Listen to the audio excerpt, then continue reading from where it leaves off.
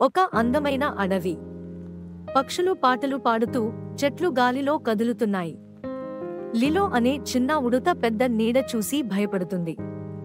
అది బ్లేజ్, పెద్ద గద్ద.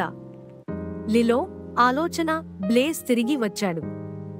ఇప్పుడు మనందరికీ ప్రమాదం. తన ఇంటిని కాపాడటానికి లిలో పెద్ద గూడుల గువ్వను కలవడానికి వెళుతుంది. ఓల్లీ తన రెక్కలను విప్పి లిలో పక్కన దిగుతాడు.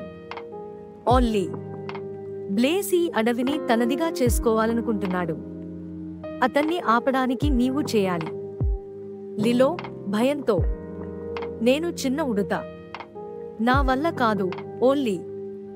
ఓల్లీ, నీ పరిమాణం కాదు, నీ ధైర్యం ముఖ్యం. రూఫస్ అనే నక్కను ఒప్పించు. అతని సహాయం అవసరం. రూఫస్ తెలివైన నక్క, లిలో మాటలు వినడం. రూఫస్, నేను బ్లేజ్తో పోరాడలేను లిలో, అది చాలా ప్రమాదకరం. లిలో ధైర్యంగా, రూఫస్, మనం కలిసి పనిచేస్తే బ్లేజ్ను తరిమేయగలం. అడవిని కాపాడాల్సింది మనమే. రూఫస్ ఆలోచించి ఒప్పుకుంటాడు. లిలో మరియు రూఫస్ ఇద్దరూ కలిసి గద్ద బ్లేజ్ గూడు దగ్గరకు వెళ్తారు. బ్లేజ్ ఎగతాళిగా, ఒక ఉడుత, ఒక నక్క, నన్ను ఓడిస్తారా? హాహా.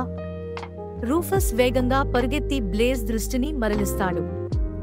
లిలో తలంచిన జాలలో బ్లేజ్ చిక్కుకుంటాడు. బ్లేజ్ తన రెక్కలతో జాలలో పడిగాపులు పడతాడు. బ్లేజ్ కోపంగా, నన్ను విడిచిపెట్టండి.